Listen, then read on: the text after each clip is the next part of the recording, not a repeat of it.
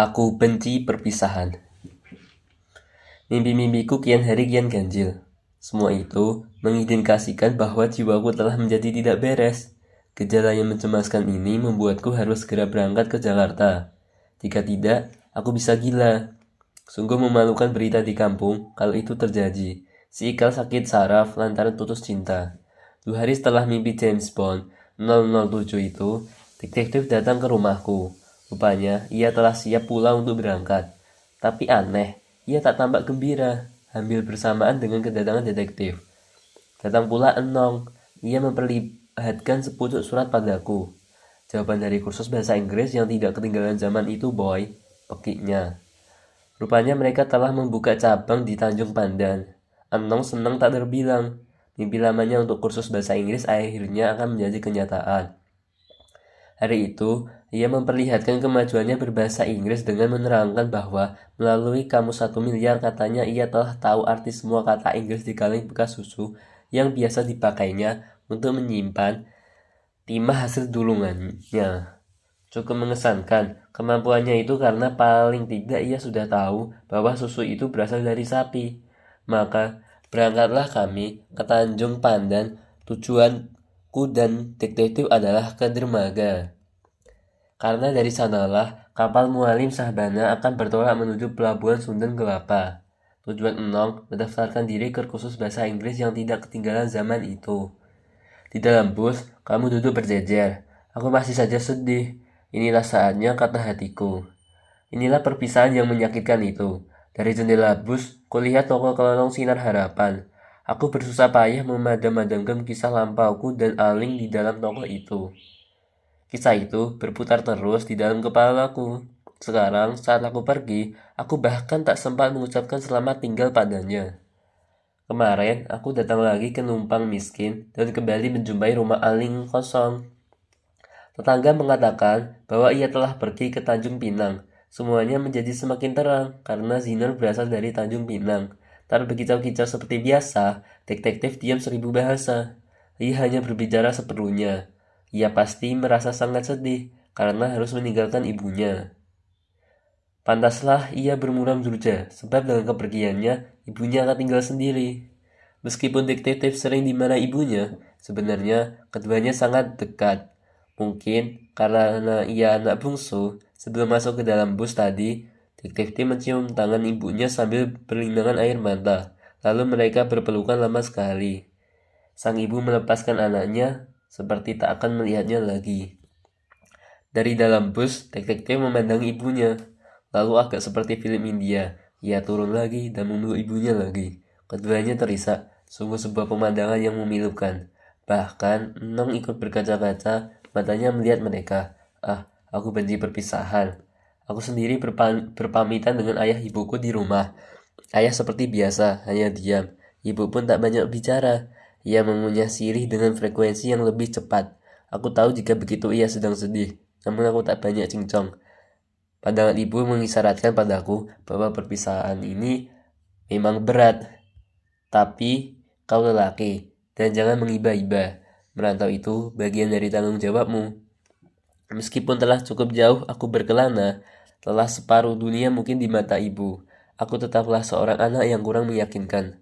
Waktu aku di perkarangan, ibuku memanggilku. Ia masuk ke dalam rumah dan keluar lagi dengan selai baju yang di tangannya. Ganti bajumu itu, boy. Pakai yang ini. Pakai baju yang patut. Sudah disetrika. Presiden tinggal di Jakarta. Taruhlah sedikit hormat. Aku masuk lagi ke rumah untuk mengganti bajuku.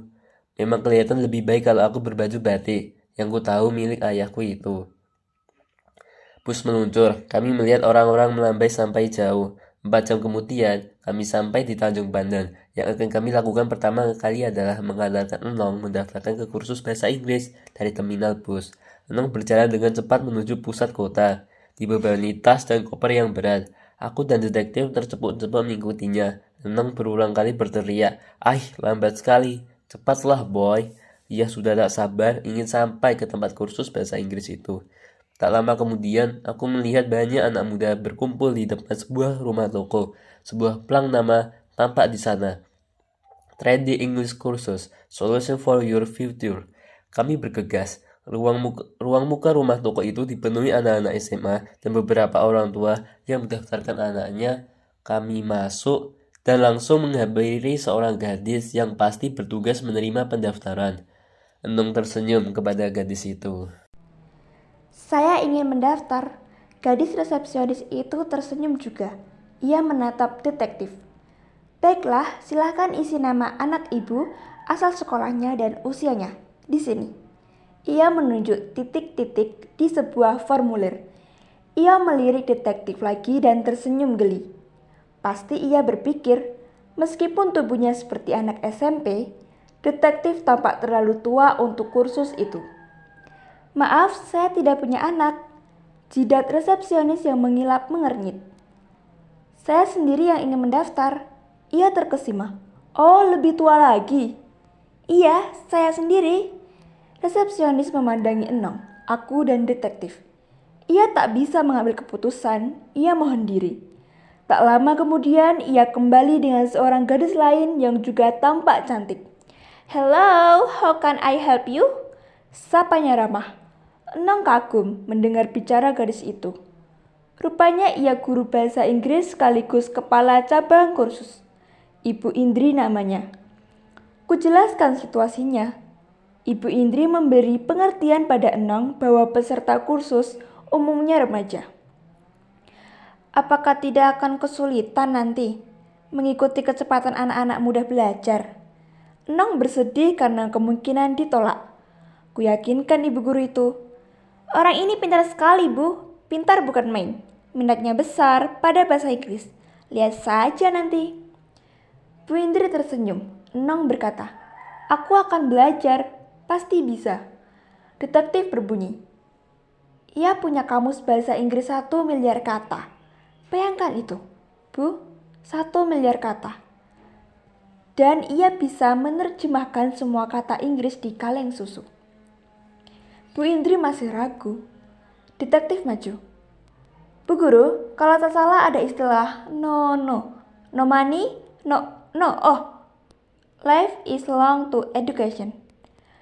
Bu Indri tertawa mendengar struktur kalimat Inggris yang kacau dan pengucapan yang tak karuan itu. Namun Enong ternganga. Tak kusangka kau pandai bicara Inggris, boy. Dan aku kagum pada detektif. Ia memang selalu percaya diri. Ia pasti mau menguntip kalimat long life education. Tak tahu mengapa ada no money di situ. Bu Indri mengangguk-angguk. Ia memutuskan menerima Enong. Enong senang tak kepalang, namun mulutnya masih ternganga. Ia mengambil buku catatan dari dalam tasnya dan menyuruh detektif menulis kalimat Inggris yang diucapkannya tadi. Dengan penuh gaya, detektif meraih pulpen itu. No money, no life. Coret-coret sana sini. No money, no life long is education.